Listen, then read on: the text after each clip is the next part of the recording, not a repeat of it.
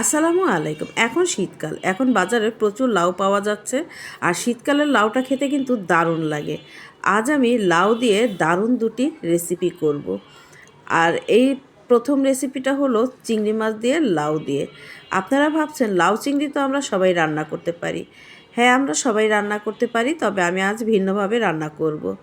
আমি এখানে নিয়েছি পেঁয়াজ কুচি, কাঁচামরিচ কুচি, পরিমাণ মতো লবণ, হলুদের গুঁড়ো, মরিচের গুঁড়ো আর দিয়ে দেব চিংড়ি মাছ। আমি এখানে বড় চিংড়ি মাছগুলো ছোট ছোট টুকরো করে নিয়েছি। তারপর আমি এখানে দিয়ে দেব পরিমাণ মতো সয়াবিন তেল।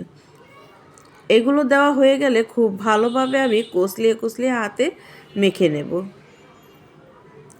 মাখানোর উপর কিন্তু তরকারির স্বাদটা অনেকটাই নির্ভর করে।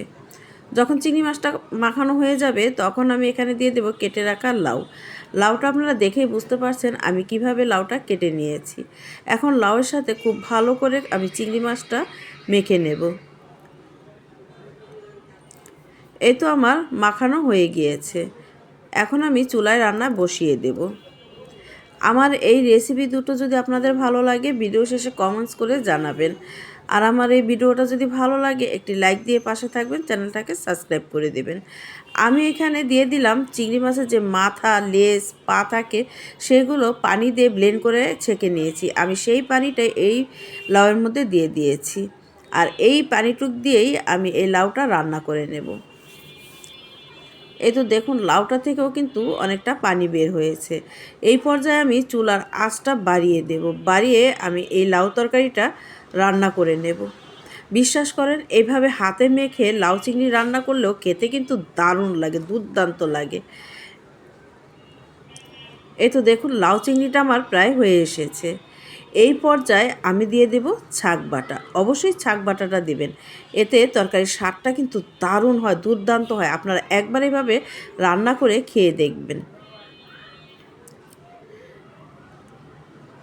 আমি 2 মিনিট ছাক বাটা দিয়ে রান্না করে নিয়েছি। এখন সবশেষে আমি ধনেপাতা কুচি দিয়ে দেব। লাউ চিংড়ি রান্না করলে অবশ্যই ধনেপাতা কুচিটা দেবেন, এতে করে তরকারিটা খেতে কিন্তু দারুণ লাগে। আর শীতের দিন ধনেপাতা ছাড়া তো চলেই না। এই তো আমার লাউ চিংড়িটা রান্না হয়ে গিয়েছে। দেখুন দেখতে কতটা লোভনীয় হয়েছে। দেখেই বুঝতে পারছেন লাউ চিংড়ির রান্নাটা অসাধারণ হয়েছে। আলহামদুলিল্লাহ। এরপর আমি রান্না করে নেব লাউ ভাজি। লাউ ভাজি করার জন্য আমি এখানে দিয়ে দেব পরিমাণ মতো সয়াবিন তেল। তারপর আমি শুকনো মরিচ ফোড়ন দিয়ে দেব। শুকনো মরিচটা ভাজা হয়ে গেলে এর মধ্যে আমি ভাজির মতো করে কেটে রাখা লাউগুলো দিয়ে দেব। আমি এখন শুকনো মরিচের সাথে লাউটা খুব ভালো করে মিশিয়ে নেব। তারপর আমি এখানে দিয়ে দেব পেঁয়াজ কুচি। আমি এখানে অল্প পরিমাণ পেঁয়াজ কুচি দিয়ে দিয়েছি। আর দিয়ে দিয়েছি কাঁচামরিচ কুচি।